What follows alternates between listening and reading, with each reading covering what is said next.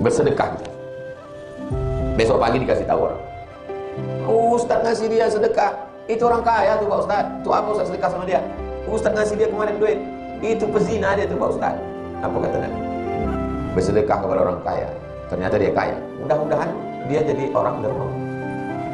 Pikirnya orang itu biasa-biasa aja bisa dia bersedekah. Masa aku bersedekah sama pezina, mudah-mudahan bertaubat dia. Aku makan duit orang baik, masa aku buat jahat.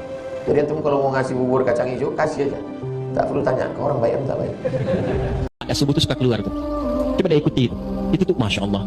Gak usah banyak-banyak. 1.000, 2.000 atau 5.000, siapkan aja untuk infak. Tapi saya minta nih, Anda keluarkan dengan tangan Anda sendiri.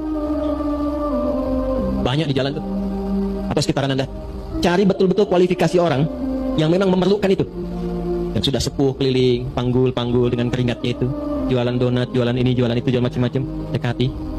Terima kasih Pak, mohon maaf, ini ada titipan, loh titipan lewat saya, memang gak banyak, cuman tolong doakan aja Pak ya, saya diberikan kesehatan kebaikan. Anda berikan, itu perhatikan bagaimana yang keluar di lisan mereka.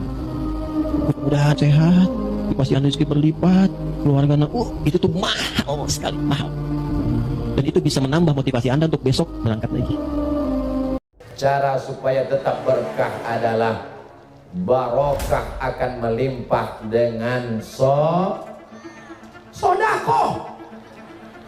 Sodakoh membuat tumbuh. Dalilnya mana? Mathalul ladzina yunfiquna amwalahum fi sabilillah kamitsali habbah, menanam satu biji, ambatat sab'a sanabil, tumbuh 7 cabang. Wa fi kulli sumbulatin mi'atu habbah, dalam satu cabang ada 100. Satu tumbuh 7, tumbuh 100, 700. Wallahu yudha'ifu liman yasha'. Allah lipat gandakan sebanyak-banyaknya. Wallahu wasi'un alim. Jadi kalau mau negeri kita ini berkah, maka banyak-banyak bersedekah. Yang terbaik kasih sama orang tua. Jangan orang lain dulu, orang tua sama mertua urusin.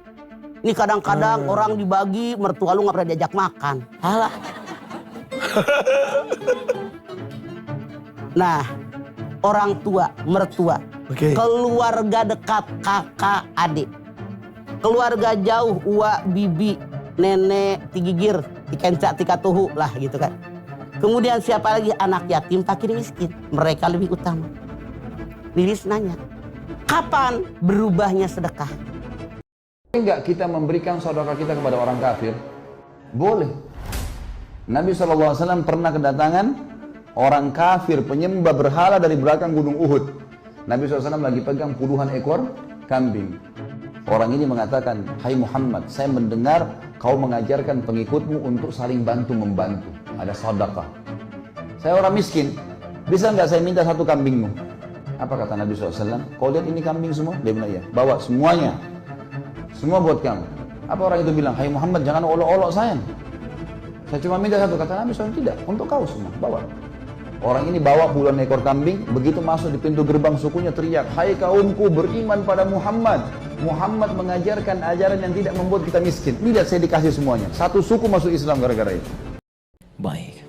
Yang pertama, kaidah untuk para suami dan mirsa dimanapun Anda berada, jika kita merasa beriman kepada Allah, ingat baik-baik bahwa sedekah pertama yang jenisnya infak nafkah itu mutlak diberikan kepada keluarga dahulu. Istri, anak-anak, keluarga di rumah. Baru kelebihannya kemudian diteruskan untuk diberikan keluar untuk beramal saleh. Itu pun mesti kompak suami dan istri. Tidak ada yang ditutupi. Ya, ayo diskusi dengan baik.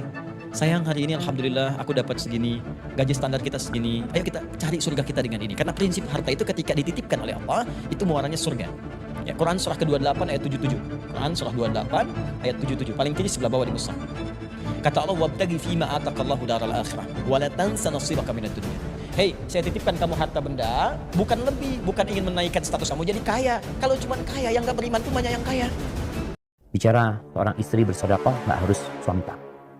Pendapat yang lebih kuat, hartanya istri milik istri, sehingga istri boleh berbuat dengan hartanya semau dia. Selama hal itu diperbolehkan dalam agama. Karena dia memilikinya, sebagaimana jangan bicara harta dia, sampai mahar yang diberi oleh suami kepada istri itu milik istri, sehingga istri mau diapain, mau disedekahin, mau dikasihkan orang, mau dijual, itu milik istri. Ustaz, apa hukumnya kita sedekah pada orang yang tak sholat? Bersedekah kepada fakir miskin memanglah itu hak mereka. Tapi kalau ada dua orang, satu miskin sholat, satu miskin tak sholat, prioritaskan yang miskin sholat.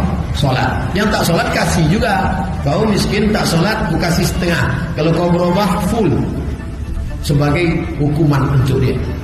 Kumpulkan semua tahun depan, kalian dapat tunjangan lagi nih. Tunjangan tahun depan tambah, tapi dengan syarat kalian sholat istiqomah masjid. Maka orang yang bersedekah dengan rezeki haram itu seperti orang berwuduk dengan air kencing. Suci atau enggak? Enggak suci, enggak dapat pahala. Sedekah kok ada di korupsi. Tapi saya ingin dapat pahala. Oh gampang pahalanya. Jangan korupsi sudah pahala, itu wajib. Jangan nyolong, pahala sudah. Jangan nyopet, sudah pahala. Harus ditutup kemaksiatannya. Ustadznya telanjur dirongol loh, ya nggak apa-apa lah kalau untuk pondok. Ya nggak ada, tetap dosa untuk pondok, nggak ada kok. Ya tetap nggak ada, tetap dosa itu. Justru paling bahaya nanti kalau dibegitu kan, ya. Pertolongan Allah bagi pemilik hutang. Dalam sebuah hadis sahih riwayat Ibnu Majah, Rasulullah Shallallahu Alaihi Wasallam bersabda, Allah akan bersama dan memberi pertolongan pada orang yang berhutang, yang ingin melunasi hutangnya, sampai dia melunasi hutang tersebut, selama hutang tersebut bukanlah sesuatu yang dilarang oleh Allah. Contoh berhutang yang dilarang Allah misalnya hutang karena riba, dan hutang yang digunakan untuk kemaksiatan. Sempatkan bersedekah walaupun masih ada hutang. Hutang tetap bayar, sedekah tetap kita kasih seperak, 2 perak. Karena kalau menunggu lunas hutang, mana ada di rumah itu yang tak hutang? Sekarang orang semuanya hutang. Rumah hutang, ceret hutang, panci hutang, mangkok hutang, piring hutang. Bininya ya yang lunas di rumah itu.